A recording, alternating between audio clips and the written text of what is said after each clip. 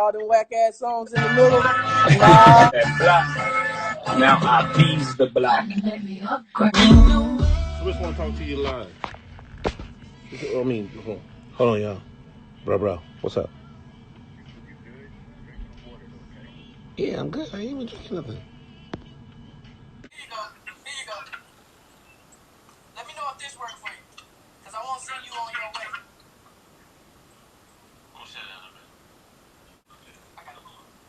I got shit. All right. What happened to him? No, I'm right here. Here we go. 'Cause I'ma do you a favor, then you do one for me.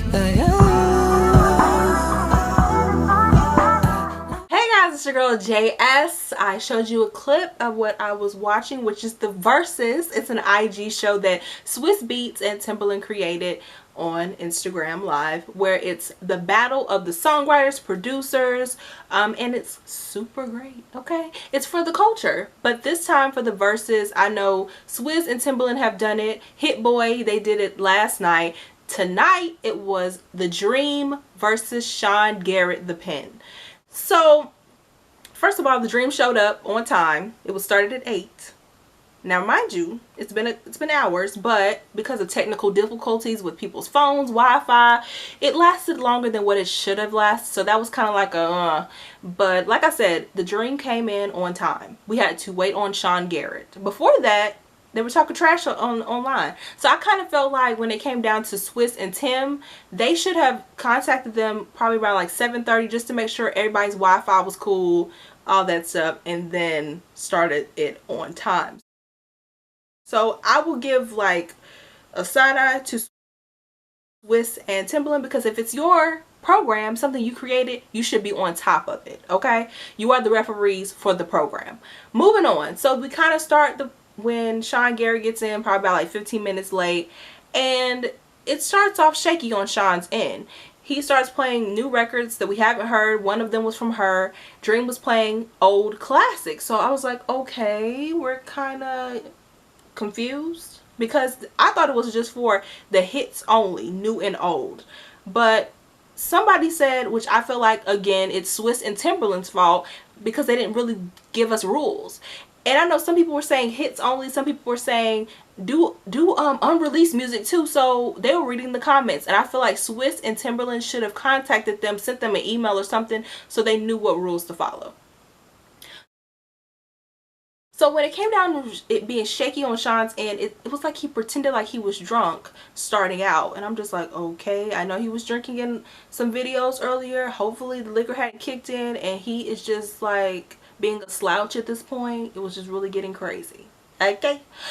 And he was just putting out, okay, this is a new record from her. This is some records that I've had stashed in my drive. And I'm like, no one knows this. And at one point Sean was down by like 50 at that point. I'm just like, The Dream is killing you. He's releasing rocking that thing, Shawty is a 10, all these hits that we know him for, and plus the songs he's written. And I'm just like, okay, what's going on with Sean Garrett? But then towards the middle and the end of the battle, Sean was playing the best hands in the building. Okay, I think The Dream released too much too early, and Sean said it. You're playing your best hits early in the game when you shouldn't. And at one point we were all looking at Sean's side eye to the point where we thought Neo was going to be the runner-up for the battle. And Neo was actually in the live with us. Usher was in there, Eric Bellinger, Wale, Jadakiss, Lala, T.I., Tiny, a lot of celebrities, including myself. So yeah, a lot of people, Tyrese, Keith Powers, Ryan Destiny, so many people were in the building because we wanted to see this play out, because a lot of people don't even know all the songs that Sean has written, but they know a lot about Dream being in Beyonce's camp and Jay-Z's camp writing. Okay, so I was just like, okay, what is Sean doing? And I told Swiss Beats early on when he had the live with Timbaland that Sean Garrett was going to kill it. But then I was trying to be like, what's going on? Am I right? When Sean started off crazy and confused, I was just like, is he drunk? I just kept saying, is he? But no. Charlemagne said it best. He pretended to be a wounded dog in the beginning. but was Wolverine the whole time. Towards the middle and the end, Sean Garrett let all of the hits fly out.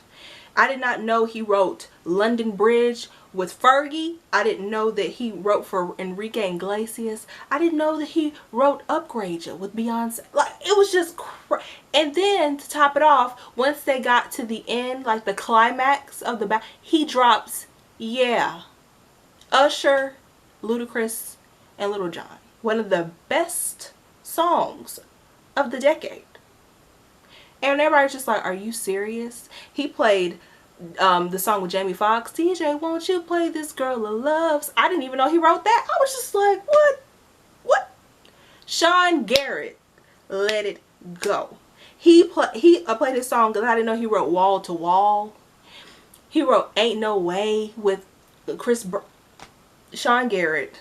What? But don't get crazy. Okay, The Dream also let his hits go too, with the songs he wrote for Mariah, Beyonce, Jay-Z. I forgot about Holy Grail, and he wrote on the Kanye and Jay-Z album. I'm just like, amongst his, oh yeah, and then with Sean Garrett, he did Why Would You Want to Break Up with Mario and Gucci Mane LaFleur. Okay, so I will say this: The Dream started off strong, ended kind of weak. Okay. Sean Garrett started off weak and ended strong to the point where, oh my goodness, I didn't even know he wrote the song with Brandy and Chris Brown. I'm gonna put it down. We gonna fall in love. So I think for a lot of people, they're like, what? And they were kind of rooting for The Dream in the beginning, but once Sean Garrett really got in his bag, we started voting for Sean, and Sean was up. I mean, Dream did Partition. He did Countdown with Beyonce. He did 1+1 with Beyonce. He does have a lot of hits in Beyonce's catalog. Mariah Carey, amongst others. But when it comes down to Sean, I think he has a lot of hands and more artist careers and catalogs than The Dream, in my opinion. He does have, I think The Dream has a lot of hits. Of course, with Beyonce and stuff, with big artists, and he has more single hits, and Sean Garrett has more hits that were on an album that when we used to buy albums we know, but like playing on the radio, some of those hits were just like for the CDs and not really on the radio.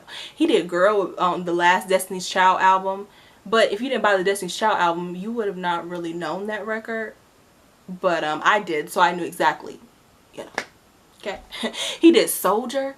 He did Lose My Breath. Like, I was just and then Dream, I didn't even know he did Blame It on the Alcohol with Jamie Foxx. So I think both of them also had hands in certain, like the same people's careers, like certain people, whether it be like I said, Jamie Foxx or Beyonce. Sean was more of earlier Beyonce, and then Dream is more like the latest Beyonce. So yeah, it's just like, what?